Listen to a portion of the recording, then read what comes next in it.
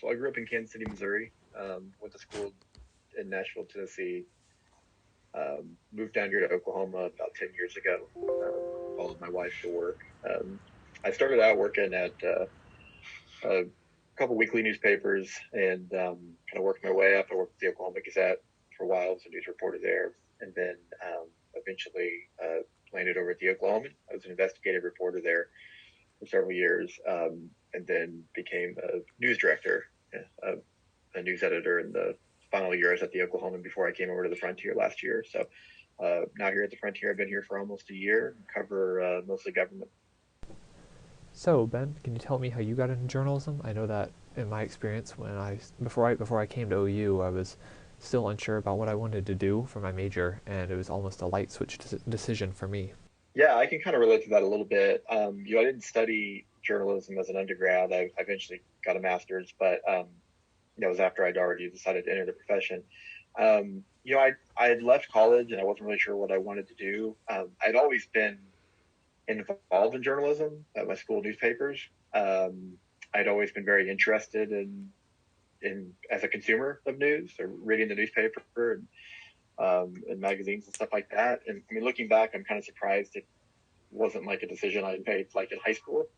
Um, but I moved back to Kansas City after graduating from college.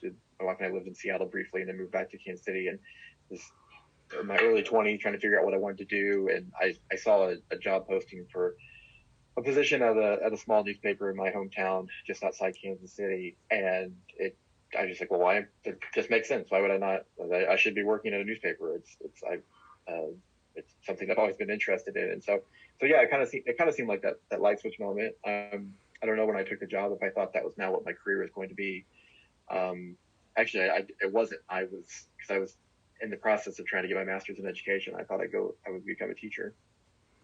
And while I was at that paper, I eventually got offered a editor's position, and I wasn't going to be able to do both. I couldn't be an editor and do my master's. And so I kind of had to decide at that point, and I chose journalism. So looking back, maybe would have got me in a little quicker if I made that decision going into college. But it was a post college decision for me, and it was just something that when I finally kind of got involved in it, it just made sense. That's really good to hear that we've had a similar experience. Something else I was wondering, so you've been working in the field of journalism for quite a long time now. I was wondering if you've ever had a story that received either a lot of praise or a lot of criticism, either or. Yeah, both. I mean, I think when you cover politics, and obviously get your share of criticism. Mm-hmm. And I think a lot of the types of stories that we do at the Frontier, and some of the stories that I did at the Oklahoman, because they're investigative in nature. Um, a lot of times you're writing about government officials or state agencies, and um, the the you're kind of it's a high risk. They're kind of high risk stories, I would say, to where um, you know I mean, every story obviously should be factual, true, and accurate.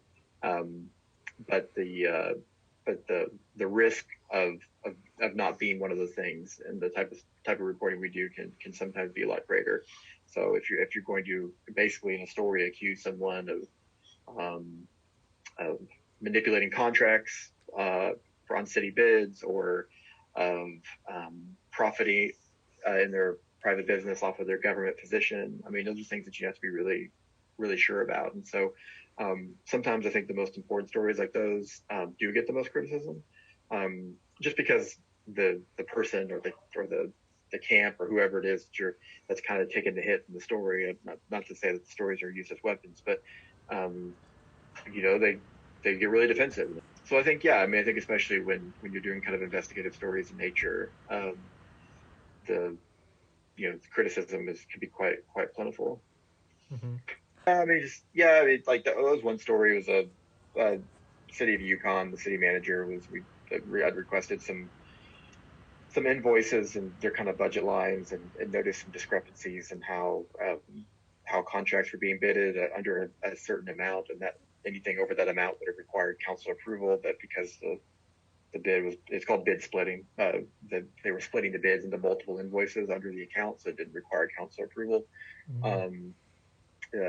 Those kind of stories. I mean, you're essentially, I mean, we don't necessarily write that that person's committing a crime, but essentially what you're accusing that person of, in that one example. Um, and so, that's a person's job, it's a person's livelihood, possibly a person's freedom. So you have to be really, really on with those.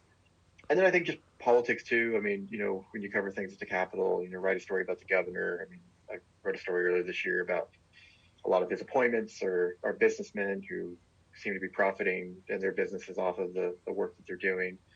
You get a lot of criticism because you're essentially, like I said, I don't like the term taking them on, but you're taking on a powerful figure, and that kind of can disrupt their political agenda and bring some negative attention, gives their critics ammo. And so yeah, there's quite a bit, especially in political reporting when it comes to criticism. So, Ben, would you say that you get criticism from your average reader, not so much the subjects of the story that you write? It's kind of like, I mean, sometimes people will be like, why do you always write about negative stuff? Which I always think negative and positive. I mean, it's kind of in the eye of the beholder, right? But it's kind of like asking, like, why does a police officer only show up when bad things happen? I mean, that's kind of the nature of the job. Cops show up when bad things happen because that's the job. That's when they're called. Okay. Uh, one more thing. So here at OU, there's this one group on campus. They're like the Institute of like Human Flourishing, I Mm-hmm. believe is their name. They have these virtues that they talk about, and I remembered this when preparing for this interview. Uh, they split them into like three categories. There's intellectual virtues, which have like love of learning, humility, open mindedness, and there's like executive virtues. I'm reading them off my list right here, Yeah, which okay, are fun. like self regulation, perseverance, and honesty. And then there's civic virtues, which are civility, compassion, and fairness. We do talk about these a lot. They're a fairly new organization, but at the College of Journalism, they get talked about in pretty much every class because those can apply a lot to our work. Would you say that like any of those would really apply to your work as well? Yeah, all three. I mean, I think you've got to have I mean, there's a curiosity part in that first one. I mean, that intellect. I mean, that kind of desire to research, to learn. I think a lot of us in the profession are driven by that. I mean, just curiosity. We want to know more about something, and I think the trying to remember what was the second one? The second one were executive virtues, which were self regulation, perseverance, and honesty.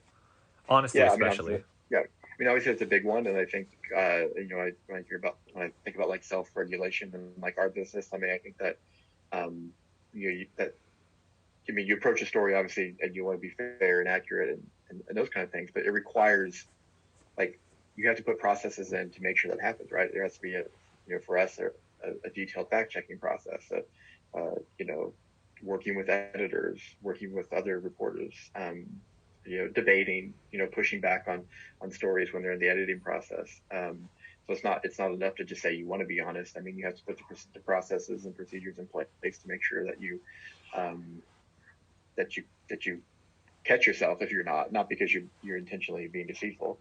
But mistakes happen, and so you got to put those in. And then I think the third one that kind of speaks to just kind of a civil virtue. I mean, I think a lot of us are also kind of driven by a moral compass, right? And so issues of right and wrong and wanting to write about wrong and issues of valuing democracy, right? It's a very democratic profession. And so I think I think all three of those things really speak well to journalism. Mm-hmm. Like you just said, sometimes like mistakes happen. Have you ever seen like mistakes in your line of work? Have you ever seen like someone do something that maybe they shouldn't have? Yeah, I mean, I don't know that I've necessarily seen anybody that's like intentionally been deceitful in any way. I mean, mistakes do happen, right? I mean, Yeah. that's just the nature of the business, and a big part is like how do you respond to those mistakes? I mean, how quickly do you make the correction? Are you honest about the correction? Do you publicize the correction? Right? You want your readers to make sure that if they consumed an inaccurate information, that they now have the right information. Um, I don't know that I've seen anybody been intentionally deceitful, but I mean, I think sometimes you can see people who are kind of maybe have been a little too lazy in the reporting process, right? And so, um, I think kind of a guiding rule for me that I've always tried to operate is always do that one more thing. Like, I mean, I think this is probably true no matter what you're doing, whatever profession you're in. But sometimes you can do something, you're like, I think I've done enough. I think I've done enough to achieve this, to finish this, whatever it is. In my case, it might be a story. But you're thinking like, is there one more thing I can do? And I've always thought like if that one more thing pops in my mind, I'm just going to do it. if I'm like, I think I've talked to everybody I need to. I guess I could call one more person on this. I think an example of that would be, I think if I can remember the details of this right, I think it was a couple of years ago, there was an anti-abortion rally at the Capitol, and a former legislator was kind of leading this rally, and he had an organization. Long story short, that's profiting off of this activism. So I was prepared to write the story that yes, he was presenting himself as standing up for the right to for as an anti-abortion cause, but at the same time, he was profiting off of this. And I watched him speak at the rally. I'd sent his office some emails that they didn't really respond to, and so I was like, well, I've got enough of the story. I'm going to write it. But I saw him. I was about ready to leave the Capitol. I saw him on the other side of the rotunda. I'm like, I've done my due diligence to reach out to this man. I could just walk over there and try to see if he would answer my questions. Maybe he won't, but maybe he will, since I'd be face to face with him. And that was like the one more thing. I was like, okay, I'm going to do it. And so I walked over and I asked him about this, and I'm glad I did, because he actually provided an explanation that the organization that I thought he was attached to, because of the clerical, not the error, but I won't get into details, but he actually he didn't profit at all off of this organization. It changed the story. I was prepared to write a story in the state's largest newspaper that this guy was profiting off of this activist cause. Wouldn't have been right, wouldn't have been true. And maybe that would have been caught in the fact-checking process. I tend to think in that particular case it wouldn't have been. But in that instance, doing that one more thing, saved me. And had I not done that one more thing, it wouldn't have been me trying to be intentionally deceitful, but it might have been a little lazy looking back on it. Okay, Ben, thank you for giving me a chance to have an interview with you. I'm glad that we were able to do this. Yeah, I'm happy to help. And Yeah. if there's anything else that you need, just reach out anytime. Okay, I will.